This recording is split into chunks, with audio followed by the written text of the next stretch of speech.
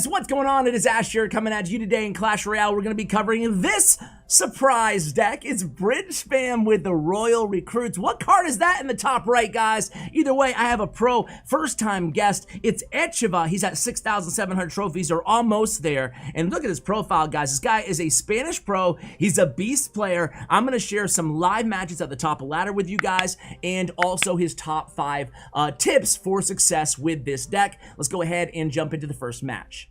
Alright guys, here we go against Bag. Oh man, Bag, obviously one of my favorite players out there, one of my viewers' favorite pros to have on the channel. I need to get Bag back on the channel, man. I need to reach out to him. And he starts out with Archer split in the back there. Normally, I would start out by sharing the top 5 tips for this deck with you guys in the first live match, but against Bag, I'm going to focus on the play-by-play. And what is he playing here? He starts out with a Mega Minion and Archers. Obviously, it's not 2.9. Lumberjack, it's going to be Balloon Freeze, which is basically the best sudden death deck in the game. For next time a sudden death global tournament comes around, guys, use this deck being played by Bag. I think it's Balloon Freeze. We'll see in a moment, but Musketeer does finish off that Lumberjack. Let's see a Balloon right at the bridge here, so let's see what Echava does. He has the Minion Horde in hand. Freeze comes down, Bandit's down, Snowball is down. Oh man, just narrowly avoiding a Balloon hit. Meanwhile, we do get a Bandit hit in the left lane. Myra comes in as well. Snowball responds. The minions are down. But yeah, guys, this deck is nasty. I think every time I've gotten over 20 wins in a global tournament has been with this deck in sudden death. So it's gimmicky as all hell, but give it a try, guys. I think you'll like it. I think you'll enjoy it. But anyway, Bag, an amazing player, obviously, and we are about halfway almost through this match. So this deck is all about the counter push behind the recruits. So we use recruits right now, and what he's going to do is be dual lane pushing a lot with bridge spam behind. Let's see how he deals with this Balloon first. We do have the Minion Horde down right before he could cast that freeze. The Balloon's not even going to get to the tower. You can see that Bag was actually really low on elixir there at the time that we played the Minion Horde. And look at the right lane, guys. Bandit and 3 recruits, and this is what I'm talking about with the dual lane threat. That tower is going to be down. Man, a very aggressive freeze there by Bag, and the early good game by Echava here. Man, that was pretty crazy, but really just an overcommitment there by Bag again, and it resulted in Echava taking that tower behind the Bandit and the recruits on the counterattack. Are any of you guys having success with the recruits in your own decks? I'm curious. I think there's still a pretty decent card, and look at the separation with the Minion Horde and the Musketeer, avoiding the freeze on the Musketeer there. Very, very well played, and again, it looks like this one is pretty much already wrapped up. By the way, guys, news on global tournaments that I didn't share with you guys yet on the channel is that from now on, every single global tournament is going to be level 9. So no more level 10, 11, 12, 13 King Tower minimums to enter into global tournaments. They're all from this point forward, they're all going to be level 9 minimum. Just some news for you guys, which is pretty good news. I think they should have been that way since the beginning, if I'm honest. But hey, I can't complain about good news, right? And there it is. It looks like Bag threw in the towel there. It is going to be a 3 crown to start out today's video. Let's go ahead and jump into the next match, where I'll give you guys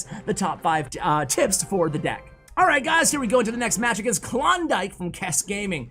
Alright, so the top 5 tips. You guys really enjoy the top 5 tips, so I'm happy to continue doing them. I actually love them as well because it really breaks the deck down into the most important fundamentals when playing it. The only downside is that you don't want to oversimplify a deck, right? Every situation is different. What if you're ahead in elixir? What if you're down in elixir? What if the matchup is very peculiar, very unorthodox? There's a lot of different mitigating factors, but I still think it's good to just give you guys things to think about whenever you're playing this deck, whether it's your first time picking up a deck or if you're just trying to master it. So I do think it's an overall good thing as Fireball comes down on that battle ram there. It looks like we're going bridge spam versus bridge spam here. It looks to be the battle ram Musketeer bridge spam, and a good game from Klondike. What does he mean, man? What does he mean?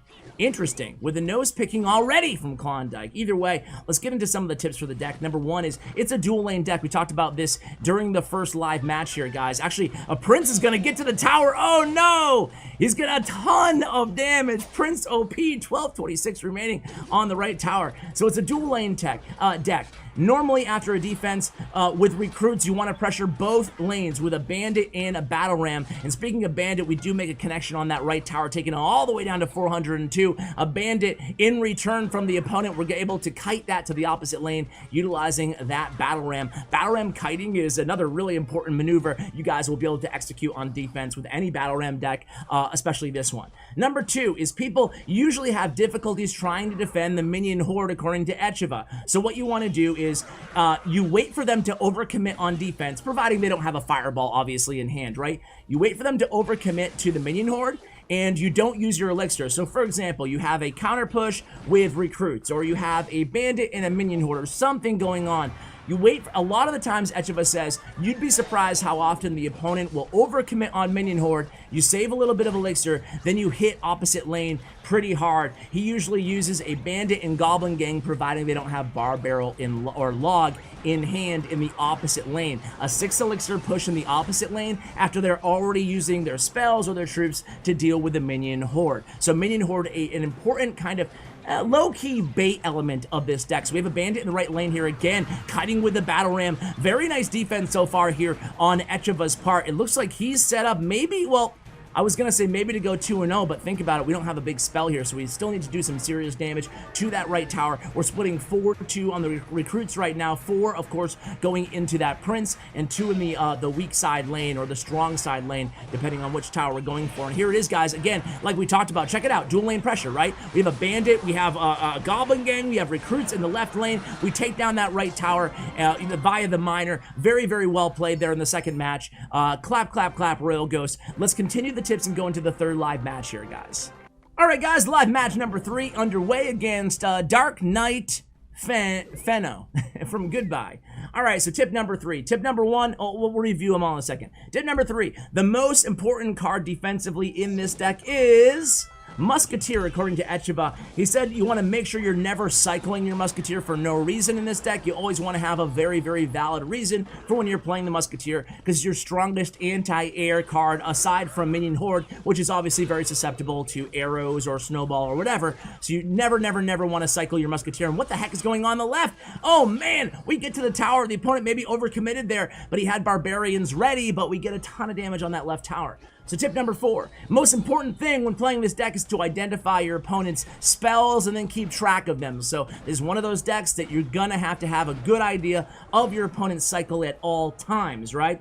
And when you know they don't have the spells in hand to counter your minion horde or your goblin gang, really, really crucial that you take advantage of it, right? So every missed opportunity to use your goblin gang when they don't have an answer, or use your minion horde when they don't have an answer, sometimes in tandem with the bandit or the battle ram, is a really missed golden opportunity in terms of how this deck ought to work, how it's supposed to work. So you need to take advantage of those circumstances. We're going against a very weird deck here. I hate decks like this, you know, it's just like, they're so off meta, but they're also weirdly, strangely good and tricky to deal with the Sparky, the Barbarians, and the Hog Rider. But nice defense there, cleaning up on that Sparky and the Minion Horde. All right, tip number 5 is on recruit counter pushes. He'll often split 4 recruits to the strong side tower of the opponent, and then he'll use the miner combo with the 2 side recruits. Let me reiterate that because I was really confusing. Royal Giant 2, oh man, this deck, guys. All right, so playing defense, right? Let's just assume that instead of splitting 3-3, what he'll do is, let's say we had 2,000 HP on one tower, 1,000 HP on the other tower, right? He will split 4 recruits towards the 2,000 HP tower of the opponent, right? We're not talking our towers, talking the opponent's towers, and 2 recruits on the weak side tower, right? And then he'll let the opponent commit some elixir to defending against the 4 recruits. A lot of players think only 2 recruits, I'll just let it go. I mean, they're not going to get barely any damage onto my tower anyway.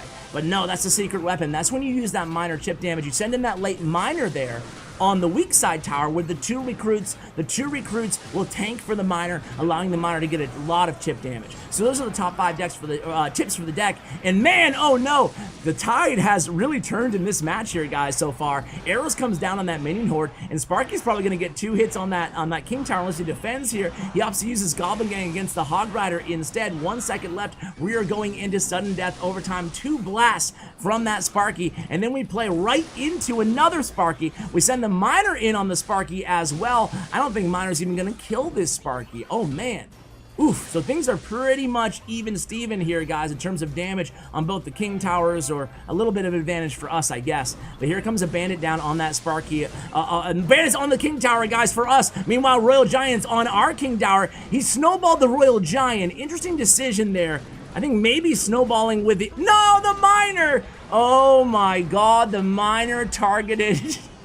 The miner went in on the Princess Tower. He put it like right in between, and then we get 3 crowd. Not how that was supposed to go, ladies and gentlemen. Oof, that sucked. That sucked there. The miner... Alright guys, let's go into the next match. Alright guys, inside the next match, man, the ending of that match, seriously though. Ooh, he put the miner on the oh god, that was awful. That was crazy. All right, guys, against the Furnace, so we're gonna assume it's a Royal Giant deck here. The Bandit's gonna go ahead and not get a charge off against that Furnace. This time a Lumberjack is down in time, so it's gonna be definitely a Lumberjack Royal Giant deck, a very meta and popular deck right now on the top of ladder and really all around ladder. So the question is, does he have Lightning or does he have Fireball? Usually we see Lightning in this deck. So here comes a Battle Ram. He's linking Elixir the opponent. Now he comes down with a, ooh, that must have been a lag spike, or have you guys, I mean, I don't even need to ask you guys this, but I feel for some of my Android viewers out there, and he's giving a lot of laughs about it. Leggy here from Divine Saga thinks it's really funny. But man, the glitches and the bugs lately have been insane, especially for Android users. I've been fine. I play on iOS. I play on an iPhone XS, or iPad. But honestly, guys, oof. I have had so many people tweet at me saying they've had difficulties with glitches or bugs or crashing right now. I feel it for you guys. I let Supercell know about it. They acknowledged that they're aware of it. They said they're working on an optional update to fix these, but again, nothing imminent in terms of an immediate fix for these huge game-breaking bugs that, again, a lot of Android users are experiencing right now. That might have happened to Leggy. I don't even know, but it does seem like way more often than not, I'm getting these kind of, I'm seeing these, excuse me, in the arena. People disconnect or people go MIA, leak a little bit of Elixir. That might have been just a Wi-Fi spike there against Leggy, because it was only really, what, 1 or 2 leaked Elixir that he used before he dropped down the Mega Minion and the E-Wiz, but it still cost him there. So now he actually misses this miner in for some more chip damage on the left tower. And again, this is what we talked about here, though, guys. A little bit of an overcommitment in the left, so we go aggressive, 6 Elixir in the right with the Bandit and the Goblin Gang. That's one of his favorite pushes, like I told you guys earlier. You'd be surprised how often that actually, that combo can actually work out. Lightning comes down, a defensive miner at the last second. That tower is going to go down as well. We have a Bandit in the pocket. Bandit does charge on that left tower right before the E-Wiz was dropped down by Leggy. 453 remaining on the Princess Tower of the opponent, 1673 remaining on the King Tower. Things are looking pretty good here. We have the Royal Recruits down again. We have a big push coming down, a Mega Minion, an E-Wiz, and a Royal Giant for the opponent. He only gets a few shots off with that RG though, and meanwhile the miner's gonna chip away that tower all the way down to 171. Things are looking pretty good here for Echava, and he has again, the preemptive E-Wiz in the pocket, ready for that Bandit again. This time Musketeer is gonna clean up very, very nicely, and there goes the Bandit in the pocket, gonna run right into that Furnace. We have miner back in hand though, and the opponent kind of just cycling troops around that tower, waiting for that miner. We're not sending it though. Instead, we're gonna, okay, at this point, there goes the miner. Here we go. He's run out of troops to block that miner with 1 hit from the shovel from the miner. Takes the tower down, and hey, we'll take it. We'll take it, guys. After that last one, we'll take it. Let's go in to do one more match, guys. All right, guys, here we go. Against Nanook. So yeah, just to reiterate the 5 tips, guys. Number 1 is a dual lane deck. You want to be pressuring both lanes after you defend with Royal Recruits. Number 2, people have difficulties dealing with the minion horde, so make sure you wait for them to overcommit on the minion horde, and then you can pressure opposite lane oftentimes with the Bandit and the Goblin Gang. Number 3, Musketeer is the defensive MVP of this deck. Don't cycle her for no reason. Number 4, most important thing is to keep in track of your opponent's small spells. And what the heck was that, man? I tell you what, guys, these matches, obviously, I don't know what he meant to drop there, but maybe it was a Lava Hound, but he drops a poison in the back. Nice play there, Nanook. Number 4 is most important thing, like I said, keep track of your opponent's spells. Be ready to pounce with your Goblin Gang and your Minion Horde when they don't have answers in hand. And number 5, on recruit pushes, he often goes 4-2 towards the strong side tower with the 4 recruits. So here we go. We take the, oh my god, guys. You know what? I don't even know what's going on these last 2 matches, especially this one.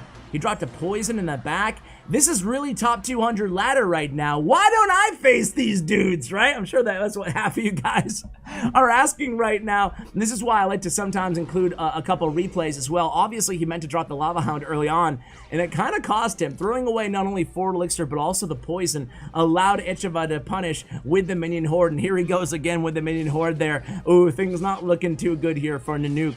I hesitate even including this this match, but I guess we'll just end the video after this one. We did have some early, really good matches in this video, and I was able to, again, share the tips with you guys. So I think the deck itself is relatively, and it looks like Nanook's just throwing this one anyway. So it looks like the deck itself is fairly basic in terms of how to understand it. It's another one of those rare decks where you see Miner without the poison, without the big spell, but it can be incredibly effective. So I wish you guys the best of luck inside the arena as we 3-crown our final opponent. Again, shout out to Echava. Check out his Twitter information and his player profile. Thanks to StatsRoyale.com in the show notes below. Also, check out my YouTube partner, Bren Chong. Everything that you need for Bren will also be in the show notes below, guys. Thanks so much for watching, and as always, take care, guys.